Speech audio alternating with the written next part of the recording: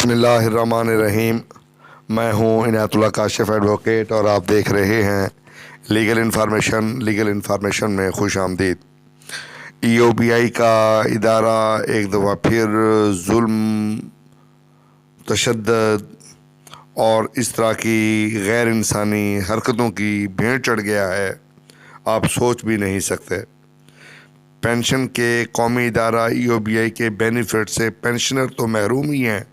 اور محروم چلے آ رہے ہیں، اور اب یہ بااثر، طاقتور اور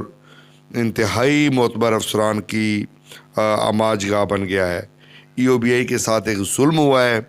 ظلم کی داستان خدا کے لیے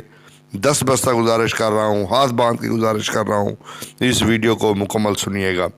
قبل اس کے کہ میں اپنے موضوع کی جانب بڑھوں، آپ تمام احباب سے صدا کے چینل کو سبسکرائب کر لیں، بیل آئیکن کو پریس کر دیں، ویڈیو کو شیئر کر دیں۔ تو بڑھتے ہیں آج کے موضوع کی جانب۔ آپ نے لفظ سن رکھا ہے اندھیر نگری اور چوپٹ راج۔ جو ادارے کے مالکان ہیں یعنی پینشنر، وہ تو پینشنر اور اس کی بینیفٹ سے محروم اور بااثر اور طاقتور افسران کی آماج گاہ۔ ایک پارلیمانی کمیٹی بنی ہوئی ہے جناب، انہوں نے اپنے اختیارات کا ناجائز استعمال کیا۔ ای او بی آئی کے پینشن فنڈ کو مال غنیمت سمجھتے ہوئے ای او بی آئی کے سینکڑوں برطرف اور مفرور افسران کی فوری بحالی اور انہیں اربوں روپے کے بقایا جات کی ادائیگی کا ایک حکم نامہ جاری کیا ہے۔ خصوصی طور پر کمیٹی برائے متاثرہ ملازمین 2010 تا 2013 کے دوران ای او بی آئی میں انتہائی بدعنوان اور مطلق العنان چیئرمین ظفر گوندل کے سیاہ ترین دور میں خالصتاً سیاسی بنیادوں اور غیر قانونی طور پر بھرتی ہونے والے 358 بااثر اور لاڈلے افسران اور ملازمین قانون کی بحالی اور انہیں پینشن فنڈ ٹرسٹ سے گزشتہ 8 برسوں کے واجبات کی ادائیگی کے لیے ایڑی چوٹی کا زور لگاتے ہوئے ایک ڈائریکشن جاری کی ہے، جو یہ آپ پڑھ رہے ہیں، آپ کے سامنے ہے کہ 17 مارچ 2014 کو جس آرڈر 77/2014 کے ذریعے جو ملازمین 358 ملازمت سے نکالے گئے تھے اور ای او بی آئی نے جو ہے ان کو جو ہے فوری طور پہ اس ڈیٹ سے جس ڈیٹ کو ان کو ٹرمینیٹ کیا گیا تھا ان کو بحال کیا جائے اور ودن 7 days جو ہے وہ رپورٹ بھی سبمٹ کی جائے۔ اور اس کی حقیقت حال کچھ یوں ہے، سپریم کورٹ آف پاکستان کی ایک عینی پٹیشن نمبر 6/2011 کے ذریعے 17 مارچ 2014 کو ان 358 افسران اور ملازمین کو ای او بی آئی کی ملازمت سے برطرف کر چکی ہے، اور بعد ازاں سپریم کورٹ آف پاکستان کے 5 رکنی لاٹر بینچ نے نظر ثانی کی اپیل بھی مسترد کر دی ہے، اور اب انہوں نے بالا اس سے اوپر جو ہے یہ کام کیا ہے۔ سینکڑوں برطرف افسران ای او بی آئی کی جی پی نمبر پلیٹ والی سینکڑوں گاڑیاں اور قیمتی لیپ ٹاپ اور دیگر اہم اشیاء لے کر مفرور ہیں۔ ان مفرور افسران کے خلاف تھانہ فیروز آباد کراچی میں مئی 2019 میں ایک ایف آئی آر بھی درج کرائی گئی تھی، جسے ای او بی آئی کو ماضی کی طرح ایک بار پھر سخت بحران اور دباؤ کا سامنا ہے اور پینشن فنڈ ٹرسٹ کو ناقابل اعترافی نقصان پہنچنے کا خدشہ پیدا ہو گیا ہے، اور جناب ان ملازمین کو فوری طور پر بحال کرنے کا حکم نامہ جاری کر دیا ہے۔ اور یہ جناب ای او بی آئی کے ساتھ جو کھلواڑ ہے